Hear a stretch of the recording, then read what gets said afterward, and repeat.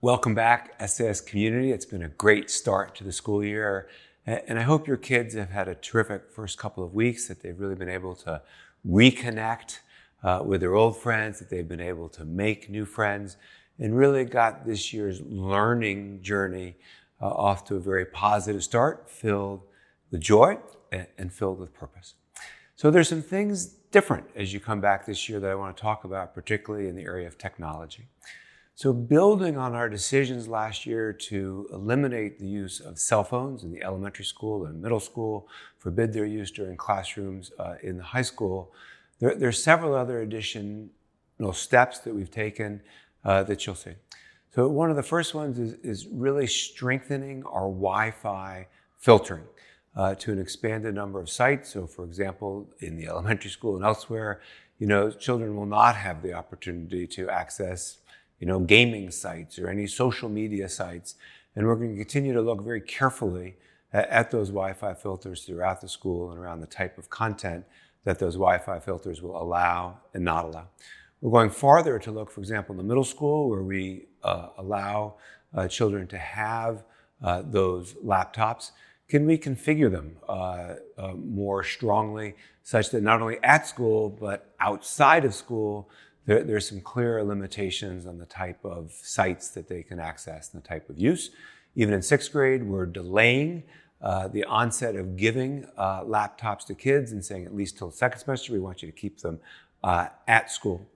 Above all, what we're really stressing with our teachers is, while there are clearly important benefits to using technology for learning, that it's also important to have clear limits. So particularly in the elementary school, you'll see clearer and stronger limits on the amount of time, screen time that kids will spend, and ensuring that we have very specific purposes when we decide to use those iPads. We're not going to have things, for example, like iPad free time.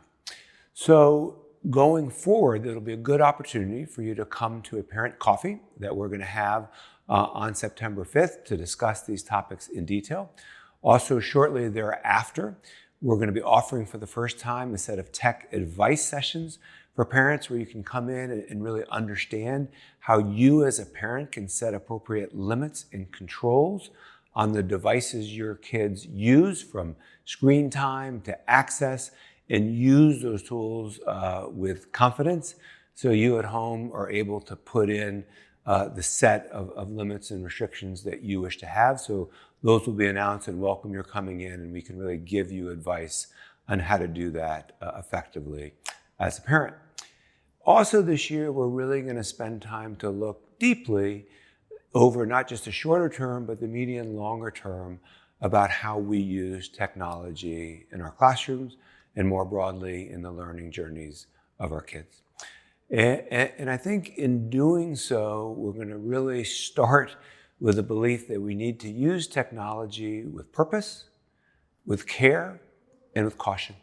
There's a balance here to be struck. Sometimes a difficult balance, but an important balance to be struck between the benefits in learning that technology can offer, from accessing information, from allowing our kids to go more deeply, to giving them different ways to present their ideas and their thoughts.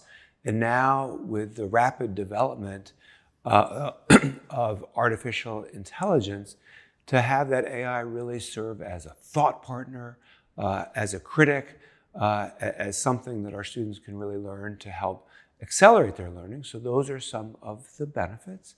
But at the same time, we also know there's some significant shortcomings and indeed harms and risks of the use of technology. And that's particularly true for our younger kids. Some of that's around, for example, access to social media and the harms of social media for our young kids and adolescents. It's the amount of screen time that our young people use that we see increasing research having negative impact, for example, on brain development.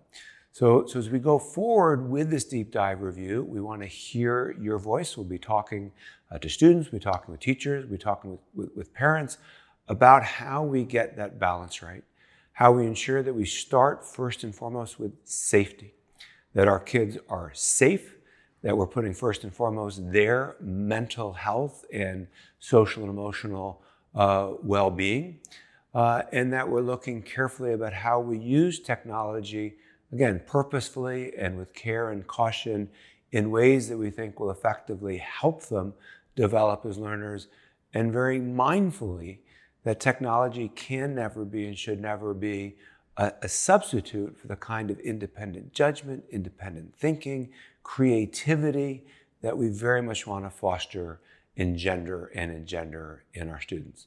So looking very much forward to hearing your thoughts. We've got our coffee again September 5th. Please sign up for that. Please come to the Parent Tech Help advice sessions.